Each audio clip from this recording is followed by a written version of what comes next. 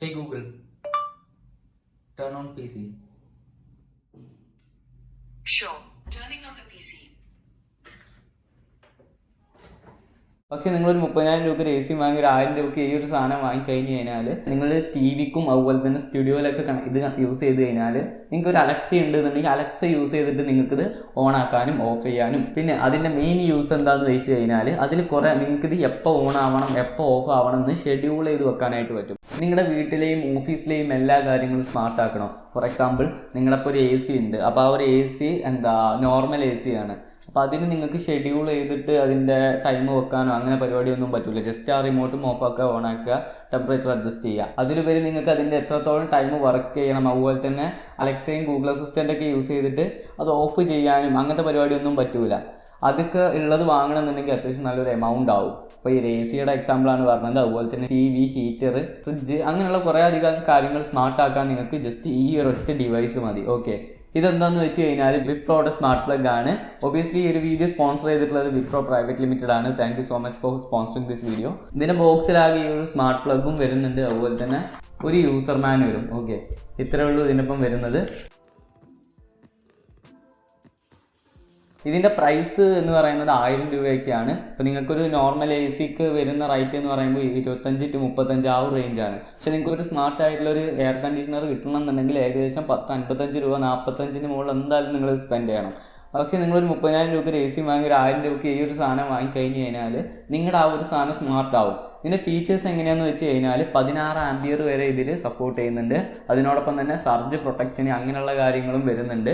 അത്യാവശ്യം സ്റ്റേബിളാണ്, വേറെ ഇഷ്യൂസ് ഒന്നുമില്ല. 240 വോൾട്ട് വരെ ഇതിൽ സപ്പോർട്ട് ചെയ്യും 50 ഹെർട്സിൽ. അതുകൊണ്ട് തന്നെ ഭയങ്കര ഇത് വെക്കുന്നതുകൊണ്ട് നിങ്ങളുടെ AC-ക്ക് പവറിൻ്റെ ആ ഒരു കുറവോ വേരിയേഷനോ അങ്ങനത്തെ സീനൊന്നും വരില്ല. കാരണം പവർ ട്രാൻസ്മിഷൻ്റെ കാര്യത്തിൽ അത്യാവശ്യം നല്ല രീതിക്ക് തന്നെയാണ് ഇത് ബിൽഡ് ചെയ്തിട്ടുള്ളത്. പിന്നെ ഇതിൻ്റെ ക്വാളിറ്റി പറയുകയാണെങ്കിൽ അത്യാവശ്യം നല്ല ഒരു ബിൽഡ് ക്വാളിറ്റി ഇതിൽ കീപ്പ് ചെയ്തിട്ടുണ്ട്. നിങ്ങൾക്ക് ഇതിൻ്റെ മുകളിൽ നോക്കിക്കഴിഞ്ഞാൽ ഒരു മാനുവലി ഓൺ ഓഫ് ചെയ്യാനായിട്ടുള്ളൊരു ചെറിയൊരു ബട്ടൺ ഇവിടെ കൊടുത്തിട്ടുണ്ട്. അതുപോലെ തന്നെ ഒരു LED ഇൻഡിക്കേറ്ററും കൊടുത്തിട്ടുണ്ട്. പിന്നെ വിപ്രോയുടെ ആ ഒരു ബ്രാൻഡിങ്ങും കൊടുത്തിട്ടുണ്ട്. ഓക്കെ, ഇതിൻ്റെ ആപ്പ് യൂസ് ചെയ്താൽ നിങ്ങൾക്ക് ഇതിൻ്റെ കംപ്ലീറ്റ് ഫീച്ചേഴ്സ് കിട്ടുള്ളൂ. സോ നിങ്ങൾ ആപ്പ് ഇൻസ്റ്റാൾ ചെയ്തിരിക്കണം. അപ്പോൾ ഗൂഗിൾ പ്ലേ സ്റ്റോറിലും ആപ്പ് സ്റ്റോറിലും അവൈലബിൾ ആണ്. ലിങ്ക് ഞാൻ ഡിസ്ക്രിപ്ഷനിൽ കൊടുത്തിട്ടുണ്ട്. അപ്പോൾ ആദ്യം തന്നെ നിങ്ങൾ ഇത് കണക്ട് ചെയ്തിട്ട് ഇത് അതിൽ പെയർ ചെയ്യണം. ഓക്കെ, ഇതിന് വൈഫൈ എനേബിൾഡ് ആണ്.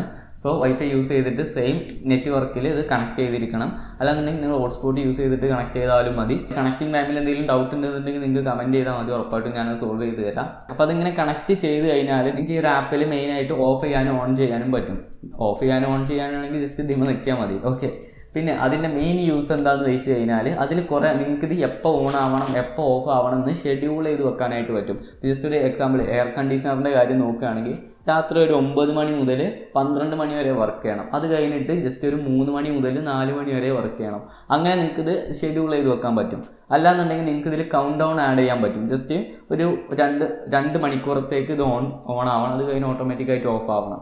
അങ്ങനെയുള്ള കൗണ്ട് ഡൗൺ വെച്ചിട്ട് നിങ്ങൾക്ക് ഇത് പ്രവർത്തിപ്പിക്കാൻ പറ്റും. പിന്നെ നിങ്ങൾക്ക് ഇതിൻ്റെ എത്രത്തോളം പവർ ഇത് യൂസ് ചെയ്യുന്നുണ്ട് എന്നുള്ളത് ആ ഒരു ആപ്പിൽ തന്നെ നിങ്ങൾക്ക് ഇതിൻ്റെ മോണിറ്ററിങ് സെക്ഷനിൽ ചെന്ന് കഴിഞ്ഞാൽ കറക്റ്റായിട്ട് കാണാൻ പറ്റും. ഈ ഒരു ദിവസം ഈ ഒരു മാസം എത്രത്തോളം യൂസ് ചെയ്തിട്ടുണ്ട്, പവർ കൺസപ്ഷൻ വന്നിട്ടുണ്ട് എന്നുള്ളത് കറക്റ്റായിട്ട് കാണാൻ പറ്റും. ഇത് പിന്നെ നിങ്ങൾക്ക് AC-ക്ക് മാത്രമല്ല യൂസ് ചെയ്യാൻ പറ്റുക. പ്രാക്ടിക്കലി കൂടുതലൊരു യൂസ് വരുന്നത് എയർ കണ്ടീഷണറിനായതുകൊണ്ട് അതിനടുത്ത് പറഞ്ഞു എന്നേ ഉള്ളൂ.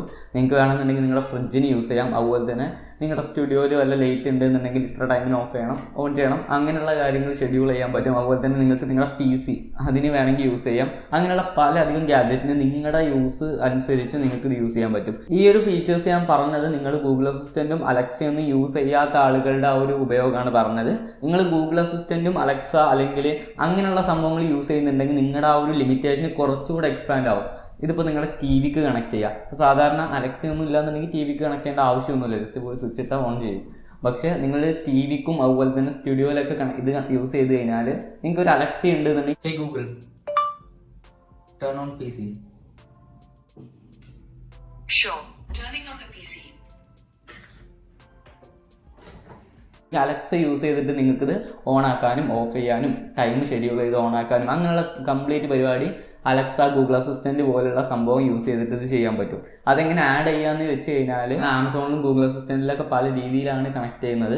അപ്പോൾ അതിൻ്റെ ആ ഒരു മെത്തേഡൊക്കെ പറയാൻ വന്നു കഴിഞ്ഞാൽ വീഡിയോ ഭയങ്കര ലെങ്ത് ആയി പോകും. സോ നിങ്ങളത് ജസ്റ്റ് ഒന്ന് ഗൂഗിളിൽ നോക്കിയാൽ മതി. അല്ലെങ്കിൽ നിങ്ങൾ എന്തെങ്കിലും ഇപ്പോൾ അലക്സ വാങ്ങുകയാണെന്നുണ്ടെങ്കിൽ അതിൻ്റെ യൂസർ മാനുവലിൽ ഉണ്ടാവും എങ്ങനെ കണക്ട് ചെയ്യണം എന്നുള്ള കാര്യങ്ങളൊക്കെ. ഇനി നിങ്ങളുടെ ആൻഡ്രോയിഡ് ഫോണിലാണ് നിങ്ങൾ ഗൂഗിൾ അസിസ്റ്റൻറ്റ് യൂസ് ചെയ്യണമെന്നുണ്ടെങ്കിൽ അത് വെച്ചിട്ടും കണക്ട് ചെയ്യാൻ പറ്റും. അതുപോലെ തന്നെ ഗൂഗിൾ ഹോം, അതിലൊക്കെ ഈ ഒരു സംഭവം ആഡ് ചെയ്യാൻ പറ്റും. അങ്ങനെ കുറേ അധികം യൂസ് വരുന്ന ഒരു സ്മാർട്ട് പ്ലഗ് ആണിത്. പിന്നെ നിങ്ങൾ PC ഒക്കെ യൂസ് ചെയ്യുമ്പോൾ ഒരു കാര്യം ശ്രദ്ധിക്കണം, ഇത് 16 ആംപിയർ ആയതുകൊണ്ട് തന്നെ ഇതിൻ്റെ പ്ലഗ് കുറച്ച് ഇതിൽ കാണുമ്പോൾ നമുക്ക് ഫീൽ ചെയ്യില്ല, പക്ഷേ കുറച്ച് വലിയ പ്ലഗുകളാണ് കണക്ട് ചെയ്യേണ്ടത്. അതുകൊണ്ട് നിങ്ങൾ ഇതുപോലത്തെ ഒരു നോർമൽ കൺവേർട്ടറിൽ നിന്ന് ഇത് കണക്ട് ചെയ്യാൻ പറ്റിയ ടൈപ്പിലുള്ള ഒരു കൺവേർട്ടർ വാങ്ങണം. ഇതിന് 40-50 രൂപ വരുള്ളൂ ലോക്കൽ മാർക്കറ്റിൽ. അപ്പോൾ ഇതുപോലത്തെ ഒരു സാധനം വാങ്ങിച്ചു കഴിഞ്ഞാൽ നിങ്ങൾക്ക് നിങ്ങളുടെ PC അതുപോലുള്ള നോർമൽ സംഭവങ്ങൾക്കൊക്കെ ഇത് യൂസ് ചെയ്യാൻ പറ്റും. പിന്നെ ഇതിൻ്റെ ഒരു വൈഫൈയുടെ ആ ഒരു കണക്ടിവിറ്റി, ആ ഒരു റേഞ്ച് നോക്കുകയാണെന്നുണ്ടെങ്കിൽ അത്യാവശ്യം നല്ല ഒരു റേഞ്ച് തന്നെ കിട്ടും. സാധാരണ സ്മാർട്ട് ബൾബൊക്കെ ആണെന്നുണ്ടെങ്കിൽ ഒരു റൂമിൽ വൈഫൈ ആണെന്നുണ്ടെങ്കിൽ ഹാളിൽ നമ്മൾ ലൈറ്റ് കൊണ്ട് വെച്ച് കഴിഞ്ഞാൽ കണക്ടിവിറ്റി പ്രോബ്ലം വരും. പക്ഷേ ഇതിന് ആ ഒരു കുഴപ്പമൊന്നുമില്ല. അത്യാവശ്യം നല്ല ഒരു വൈഡായിട്ട് തന്നെ ഇതിൻ്റെ കണക്ടിവിറ്റി കിട്ടുന്നുണ്ട്. സോ ഇത് വാങ്ങാനുള്ള ലിങ്ക് ഞാൻ ഡിസ്ക്രിപ്ഷനിൽ കൊടുത്തിട്ടുണ്ട്. അപ്പോൾ ഈ ഒരു വീഡിയോ ഇഷ്ടപ്പെട്ടിട്ടുണ്ടെന്നുണ്ടെങ്കിൽ ചാനൽ സബ്സ്ക്രൈബ് ചെയ്യാൻ മറക്കണ്ട, ലൈക്കും ചെയ്യാൻ മറക്കണ്ട. ഇതിന് ഡൗട്ട് ഉണ്ടെങ്കിൽ കമൻറ്റ് ചെയ്താൽ മതി. ഓക്കെ. അപ്പോൾ പിന്നെ കമ്മ്യൂണിറ്റി ഗ്രൂപ്പ് ലിങ്ക് എല്ലാം ഡിസ്ക്രിപ്ഷനിൽ കൊടുത്തിട്ടുണ്ട്, ചെക്ക് ചെയ്യുക. Instagram ID. അപ്പോൾ നമുക്ക് അടുത്ത നല്ലൊരു ടെക്നോളജി വീഡിയോ കാണാം. ബൈ.